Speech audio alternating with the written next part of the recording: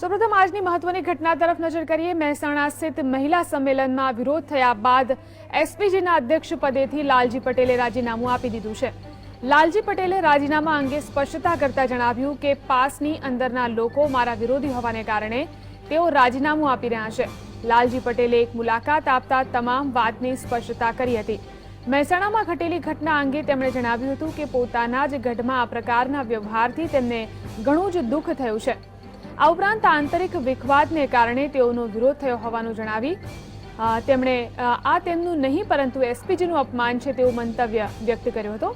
જ્યારે એસપીજીના નવા અધ્યક્ષની નિમણૂક બેઠક બાદ લેવામાં આવશે તેમ જણાવ્યું હતું। મહેસાણામાં આયોજિત મહિલા સંમેલનમાં લાલજી પટેલને સ્ટેજ પર બોલાવવા અંગે એસપીજી અને પાસના સભ્યો આમને સામને આવી ગયા હતા અને જાહેરમાં જ લાલજી પટેલનું અપમાન કરી તેમનો વિરોધ કરવામાં આવ્યો હતો। લાલજી પટેલ વિરુદ્ધ ભારે હોબાળા બાદ તેઓ સંમેલન સ્થળ છોડી અને ચાલ્યા ગયા હતા। આ વિશે વધુ જાણકારી માટે વાત કરીએ અમારા સંવાદદાતા સંકેત સાથે। જી સંકેત, લાલજી પટેલ ના નામથી અહીં સંઘર્ષ ઉભો થયો હતો, શું બન્યું હતું? જી જીનેલ, આજે જે મહેસાણામાં અનામત આંદોલન જે સૌથી પહેલા મહેસાણામાં શરૂ થયું હતું ને ત્યારબાદ આજે સશક્તિકરણની જે વાત કરવામાં આવી હતી તે સ્ત્રી સશક્તિકરણની વાત તો સાઈડ પર રહી, પણ આંતરિક વિખવાદ પાટીદાર સમાજનો સ્પષ્ટ દેખાતો હતો। પાસના કન્વીનરો અને સ્થાનિક જે પાસના અગ્રણીઓ છે તેની સાથે સાથે પાટીદાર અગ્રણીઓ અને એસપીજી વચ્ચે ફાટફૂટ સ્પષ્ટ દેખાતી હતી। જે દ્રશ્ય જોવા મળ્યા હતા તેમાં લાલજી પટેલને સ્ટેજ ઉપર ન બેસાડવામાં આવ્યો હતો અને સ્ટેજ ઉપર જે ચડતાની સાથે જ તેને નીચે ઉતારીને ધક્કામુક્કી કરીને તેને બહાર લઈ જવામાં આવ્યો હતો, જેથી અત્યારે હાલની જે પરિસ્થિતિ છે તેમાં સ્પષ્ટ લાલજી પટેલે એવું જ અત્યારે ટેલિફોનિક વાતમાં જણાવ્યું હતું કે આ જે છે એ એસપીજીની ખોટી રીતે બદનામ કરવાનું એક કાવતરું છે અને જેના કારણે આ એસપીજીની તકલીફ થશે અને જેના કારણે હું અત્યારે રાજીનામું આપું છું। આવતી બાબતે નવો વ્યક્તિ આમાં જોઈન થશે તેવું અત્યારે જાણવા મળી રહ્યું છે। આજનું જે સંમેલન હતું તેમાં જે પાટીદાર સમાજની જે સ્ત્રી સશક્તિકરણની વાત હતી તેમાં 1 લાખ મહિલાઓ કહેવામાં આવી હતી, પણ 1 લાખથી મહિલાઓ વધારે આવી શકી નથી અને મહિલાઓ જે આવી હતી તેમાં 20 થી 25,000 મહિલાઓ આવી હોવાનું અત્યારે જાણવા મળી રહ્યું છે અને જે વાત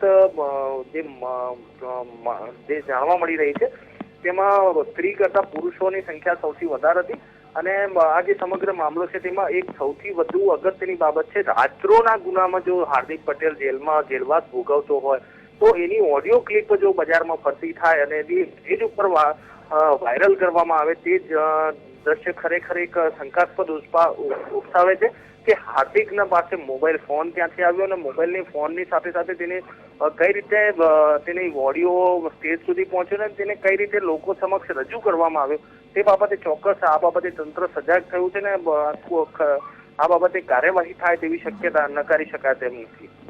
જી સંકેત, આભાર સમગ્ર જાણકારી આપવા માટે। તો મહેસાણામાં અંતે પાટીદાર મહિલા સંમેલન યોજાયું હતું। જિલ્લા કલેક્ટરે અમુક શરતોને માન્ય રાખી સંમેલન યોજવા અંગે મંજૂરી આપી હતી। સમગ્ર ગુજરાતમાંથી મોટી સંખ્યામાં પાટીદાર મહિલાઓ આ સંમેલનમાં ભાગ લેવા માટે આવી પહોંચી હતી।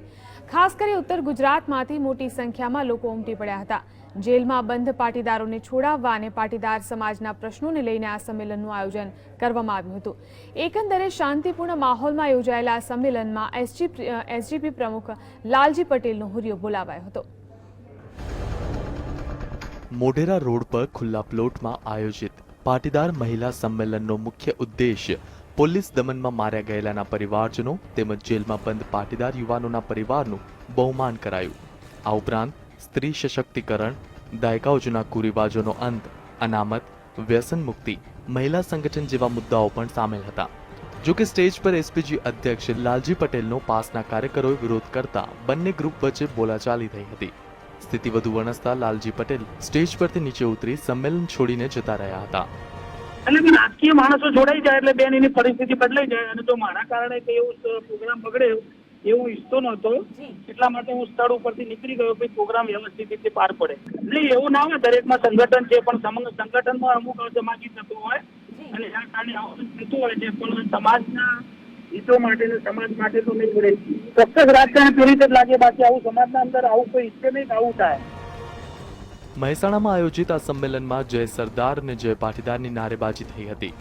મહિલા સંમેલનમાં હાજર રહેવા ઉત્સુક મહિલાઓ મોટી સંખ્યામાં થાળી વેલણ સાથે પહોંચી હતી, જ્યારે અનેક મહિલાઓએ હાર્દિકનો મુખવટો પહેરીને સંમેલનમાં લોકોનું ધ્યાન ખેંચ્યું હતું.